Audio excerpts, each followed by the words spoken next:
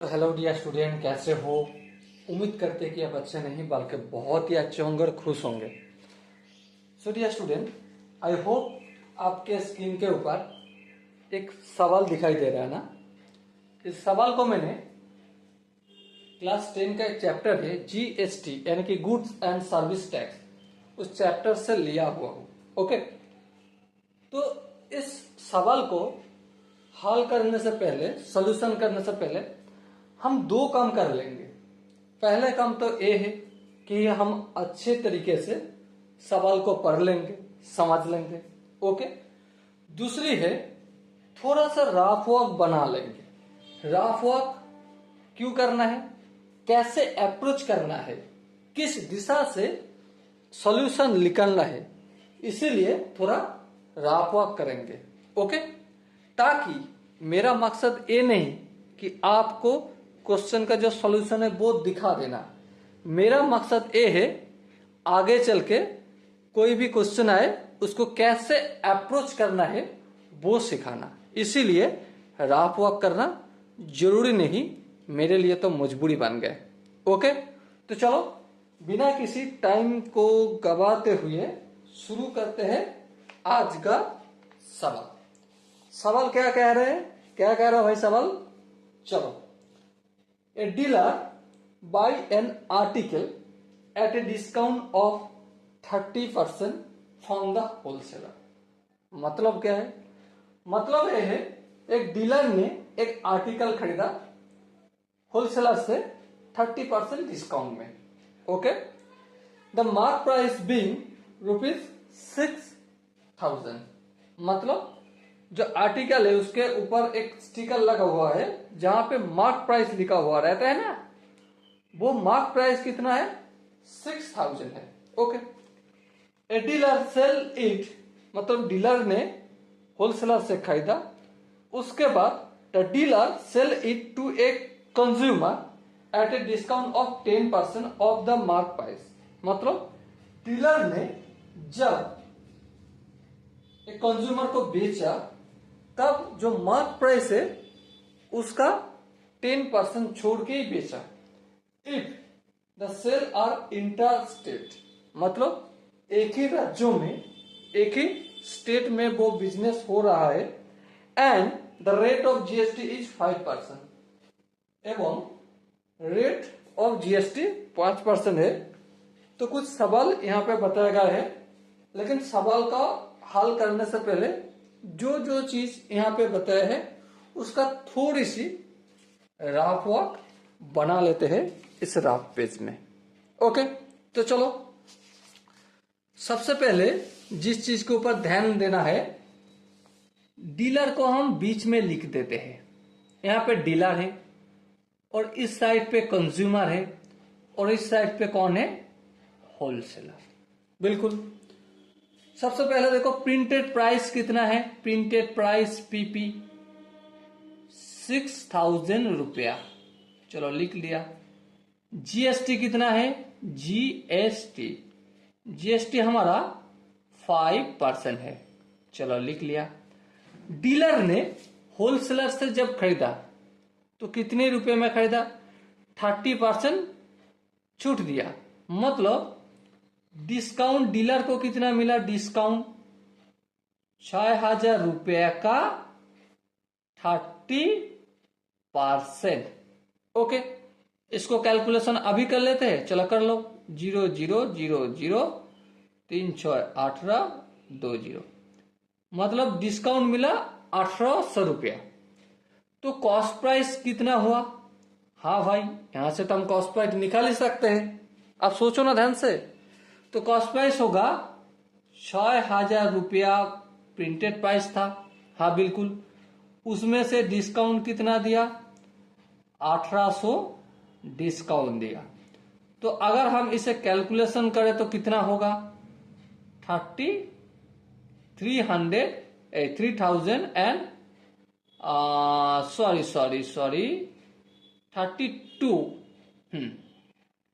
3,200 रुपया।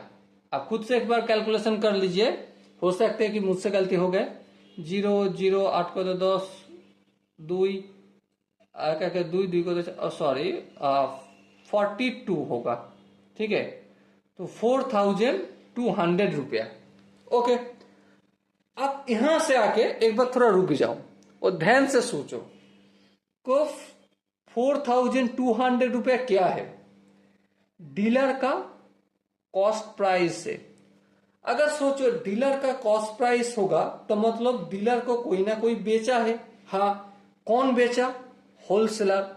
होलसेलर का selling price वही होगा जो डीलर का कॉस्ट प्राइस है, बिल्कुल। तो कितना होगा?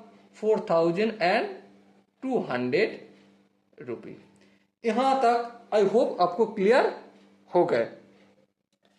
लेकिन अगला पहलू जाते हुए हम देखते हैं कि कंज्यूमर को जब डीलर वो आर्टिकल बेच रहा है तो डिस्काउंट कितना परसेंट दिया? डिस्काउंट दिया 10%। इसको अगर पैसे में कन्वर्ट करें तो कितना हो जाएगा? 6000 का 10%। इसको हम कैलकुलेशन करें तो कितना होगा?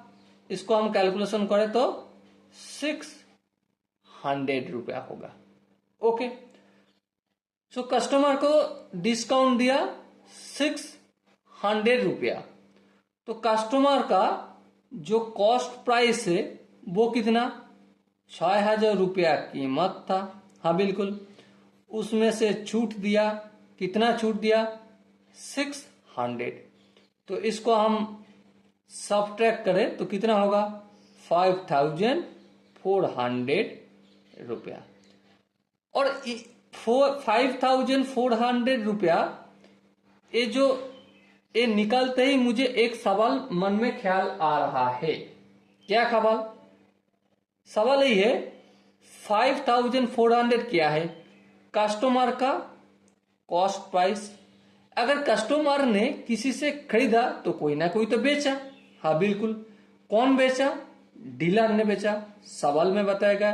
तो डीलर का जो सेलिंग प्राइस है वही होगा कंज्यूमर का कॉस्ट प्राइस।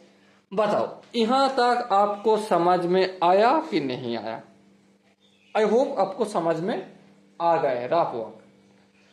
अगर देखो डीलर का कॉस्ट प्राइस मिल गया, सेलिंग प्राइस मिल गया, क्या लगता है तुम डीलर का प्रॉफिट निकाल सकते हो कि नहीं निकाल सकते? बिल्कुल निकाल सकते। कैसे? प्रॉफिट हम सबको पता है 10 रुपया का माल 15 में बेचा तो कितना हुआ? 5 रुपया प्रॉफिट हुआ। ऐसे होता है ना। तो मतलब selling price 5400 minus cost price 4200 तो कितना होगा? 1200 रुपया। बताओ यहां तक आपको रफ वर्क समझ में आया? आई होप आपको मैं दावा कर सकता हूं कि आपको 100% समझ में आ गए होंगे। अब देखते हैं प्रॉफिट तो निकल के आ गए। हाँ बिल्कुल, प्रॉफिट निकल के आ गए। सोचो कंज्यूमर ने 5400 रुपया में वो सामान खरीदा, इसका जीएसटी भी होगा। हाँ बिल्कुल, इसका जीएसटी कितना है वो भी निकाल सकते हैं। हाँ, जीएसटी होगा 5400 का 5%। कैलकुलेशन करे तो 0 को भगा दो तो कितना हुआ? 4 5 20, 5 5 25 और 2 27। तो टोटल जीएसटी होगा 270 रुपया। ये 270 रुपया किसको देगा? डीलर को देगा। हाँ बिल्कुल, ये 270 रुपया डीलर को देगा। लेकिन डीलर सारा जीएसटी खुद नहीं भरेगा, उनमें से कुछ हिस्सा गवर्नमेंट को देगा और कुछ हिस्सा होलसेलर को दे देगा। होलसेलर आगे जाके गवर्नमेंट को देगा। ओके, तो डीलर गवर्नमेंट को कितना टैक्स देगा? तो यहां से हम टैक्स लायबिलिटी निकाल लेते हैं। टैक्स लायबिलिटी तो कितना? प्रॉफिट का जीएसटी परसेंटेज 5/100। A0 तो कुल मिला के कितना हुआ? 60 रुपया टैक्स देगा। अब 60 रुपया किसको देगा? एक देगा इसको दो हिस्से में बांट जाएगा क्योंकि ये इंट्रा स्टेट बिजनेस है। तो 30 रुपया देगा सेंट्रल को और 30 रुपया देगा स्टेट को। ओके, अब देखते हैं 4200 रुपया का जीएसटी कितना है, क्योंकि बेचा तो जीएसटी आएगा। हाँ, तो यहाँ पे जीएसटी मैंने बताया था 270 रुपया जीएसटी कंज्यूमर ने देगा डीलर को। हाँ, डीलर ने गवर्नमेंट को देगा 60 रुपया जीएसटी, और बाकी हिस्सा कितना हम चाहे तो माइनस करके निकाल सकते हैं या फिर प्रोसेस से भी निकाल सकते हैं। चलो प्रोसेस से निकालते हैं। जीएसटी होगा 4200 का, बेच रहा है कितने 4200 रुपया में। हाँ, तो 4200 का 5%, तो कितना होगा 5 दुगुनी 10, 4 5 20, 20 आ रखे 21, 210 रुपया। कितना हुआ 210 रुपया, 210 रुपीज। ओके, तो देखो 210 और 60 कुल मिला के कितना हुआ 270 रुपया जीएसटी हुआ। मतलब कस्टमर जो 270 रुपया जीएसटी देगा डीलर को, वो डीलर ने गवर्नमेंट को 60 रुपया देगा, उनमें से सेंट्रल जीएसटी 30 और स्टेट जीएसटी 30 रुपीज। ओके, बाकी 210 रुपया होलसेलर को दे देगा जीएसटी के रूप में। वो 210 रुपया जीएसटी ये भी दो हिस्से में बांट देगा। कितना होगा 210 मतलब 105 रुपया देगा स्टेट को और 105 रुपया देगा सेंट्रल गवर्नमेंट को। ओके, आई होप सवाल का जो पुर्जा था वो मैंने एकदम निकाल के आपके सामने रख दिया। अब ऐसे सवाल का आंसर करने से तो आंसर नहीं आएगा, मार्क्स नहीं देगा आपको। तो इसके लिए कैसे करना होगा, ये जो मैंने किया ये सारा चीज समझने का बात है भाई। क्या है, समझने का बात है। ऐसे आप एग्जाम के हॉल में मत करो भाई, एक भी नंबर खूंटी नंबर नहीं देगा भाई, ठीक है। तो एग्जाम के जो हॉल है, जो एग्जामिनर, उसको सेटिस्फाइड भी करना है। बिल्कुल, उसको कैसे सेटिस्फाइड करें, बस सिंपल सा बात है, लिख लिख के करना है। चलो लिख लिख के कर लेते। चलो इस राफ वर्क को मैंने बगल में रख लेता हूं।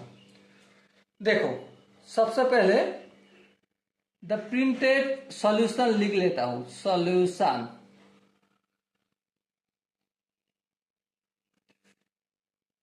printed price of the article, the printed price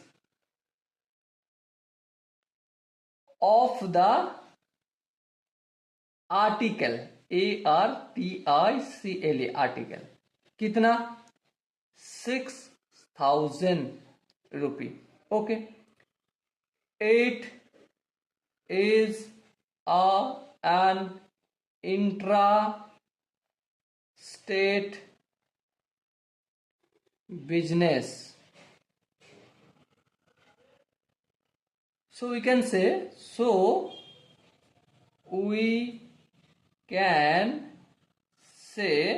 हम क्या बोल सकते हैं, central GST equal to state GST equal to half of GST, ये बोल सकते हैं। हाँ बिल्कुल। अब हम लपक लेते हैं पहला सवाल। पहला सवाल क्या है, the amount paid by the consumer of the article, मतलब कंज्यूमर ने कितना अमाउंट पे किया वो आर्टिकल के लिए। चलो सबसे पहले discount price for the consumer. पहला सवाल, डिस्काउंट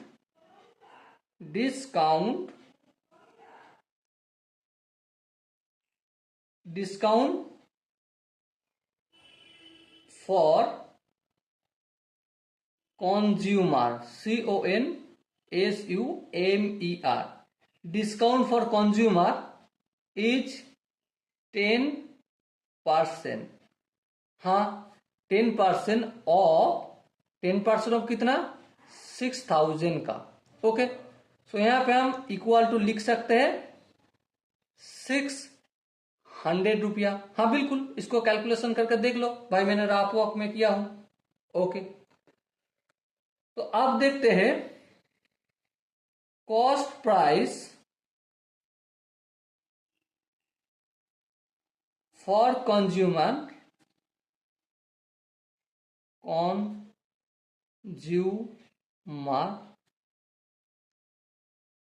for buying article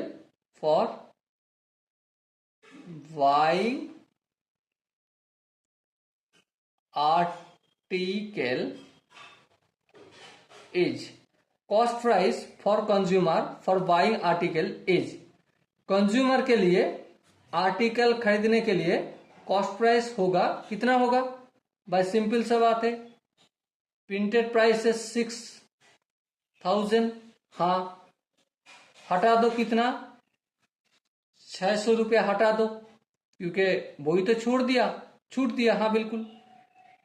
तो कितना होगा? 5400 रुपया। ये जो 5400 रुपया है ना, वो अभी तक टैक्स इंक्लूड नहीं किया गया है। लेकिन सवाल में इंक्लूड टैक्स लिखा हुआ है, बिल्कुल नहीं। तो हम ऐसे ही रख सकते, या फिर हम लिख सकते हैं hence the amount paid by the consumer of the article is 5400 rupees. Bracket में एक चीज लिख दो, एक्सक्लूडिंग टैक्स, एक्सक्लूडिंग, यहां पे अभी तक टैक्स नहीं जुड़ा गया। ओके, आई होप इतना दूर तक आपको समझ में आ गए हैं। दूसरा सवाल था the tax under GST paid by the dealer to the state government. देखो देखो देखो, डीलर ने कितना जीएसटी पे किया। ओके, तो डीलर की बात आ गई। अब पहले हम तो टैक्स लायबिलिटी निकालते हैं, उसके बाद जो करना है करते हैं, ठीक है। तो हम दूसरा जो सवाल है उसको लिखते हैं, क्या? Discount for dealer is 30% of 6000 and we can say it is कितना होगा?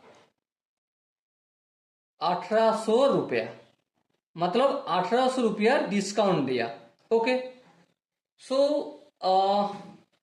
here we can say cost price of the article है ना, हाँ, of the article for dealer is कितना होगा? 6000 रुपया कीमत है, 1800 डिस्काउंट दिया, तो डिफरेंस करे तो कितना होगा? 4200 रुपया। ओके, अब देखो सेलिंग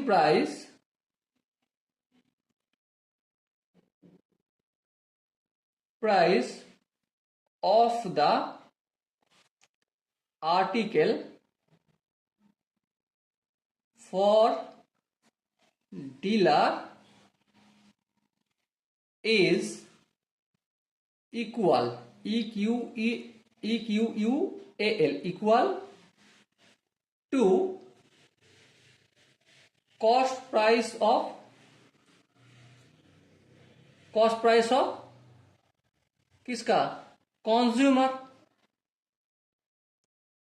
अरे बाबा, कंज्यूमर जितने रुपए में खरीदा तो वही होगा सेलिंग प्राइस डीलर के लिए, हाँ बिल्कुल। So you can say selling price price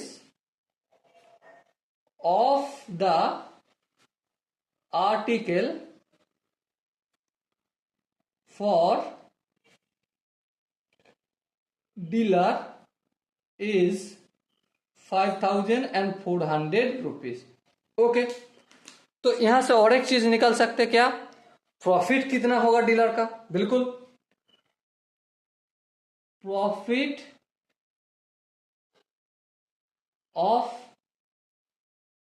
profit for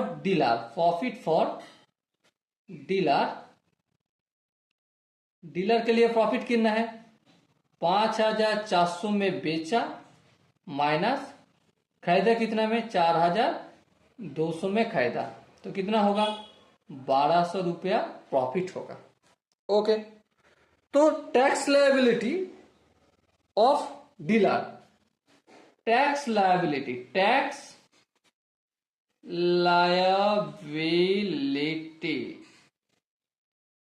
of dealer, tax liability of dealer, dealer का टैक्स लायबिलिटी क्या है, profit into GST in percentage. हाँ, अरे यहां पे परसेंटेज कितना है, 5% है ना, हाँ 5%, तो प्रॉफिट कितना हुआ, देखो यहां पे निकल लिया 1200 इंटू 5/100। इसे हम कैलकुलेशन आई होप तुम कर पाओगे, इतना मुझे तुम पर यकीन है।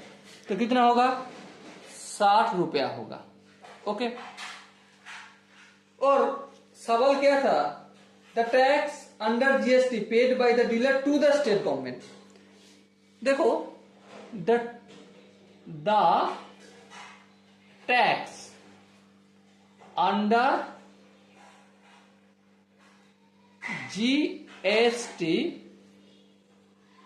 Paid by dealer to the state government equal to state GST equal to half of GST। हाँ, मैंने पहले ही निकाल रखा है, यहाँ पे देखो, ठीक है, CGST equal to SGST equal to half of GST। तो यहाँ पे हम कैसे लिख सकते हैं, half of 60 equal to 30 rupee. बताओ, दूसरा सवाल का भी आंसर मुझे मिला कि नहीं मिला? हाँ भाई, बिल्कुल मिल गया। तीसरा जो सवाल था, the amount of tax under GST receive by the central government, मतलब सेंट्रल गवर्नमेंट ने कितना GST रिसीव किया। देखो ध्यान से, यहां पे मैंने एक चीज निकाला, क्या देखो, मैंने आपको जब राप वॉक करवा रहा था तब एक चीज दिखाया, टोटल GST है 270, इनमें से 270 रुपया GST डीलर को दे देगा, डीलर ने 60 रुपया भरेगा, सेंट्रल को देगा 30 और स्टेट को देगा 30, उसका बाकी 202 दे देगा किसको, होलसेलर को, वो सेंट्रल को देगा 105 रुपया और स्टेट को देगा 105 रुपया। लेकिन सवाल ये है कि यहाँ पे जो 270 रुपया आया GST, वो कहां से आया। ये देखो, लिखते हैं, द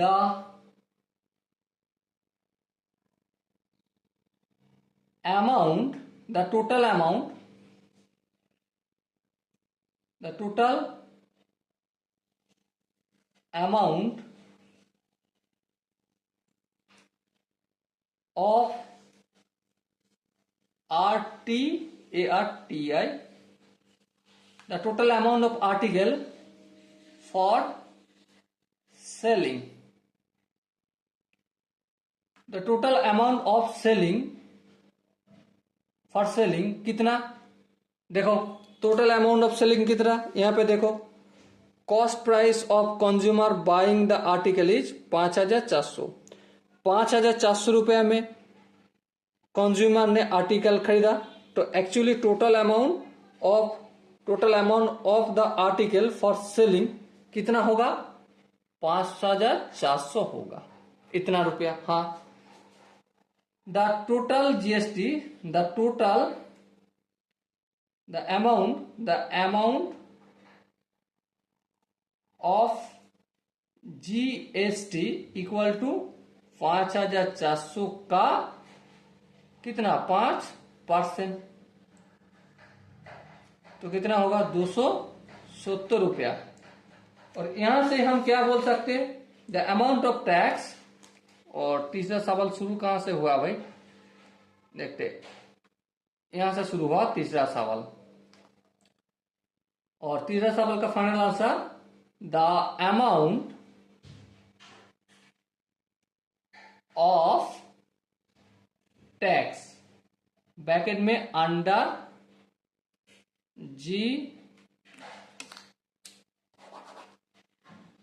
GST रिसीव बाय क्या है, सेंट्रल गवर्नमेंट इज 270/2, तो कितना होगा 135 रुपया। ओके, बताओ मैंने जो रफ वर्क किया और इसी तरीके से सॉल्यूशन किया, आई होप आपको 100% समझ में आ चुके होंगे और कैसे एग्जाम में लिखना है वो भी पॉइंट टू पॉइंट समझ में आ गए होंगे।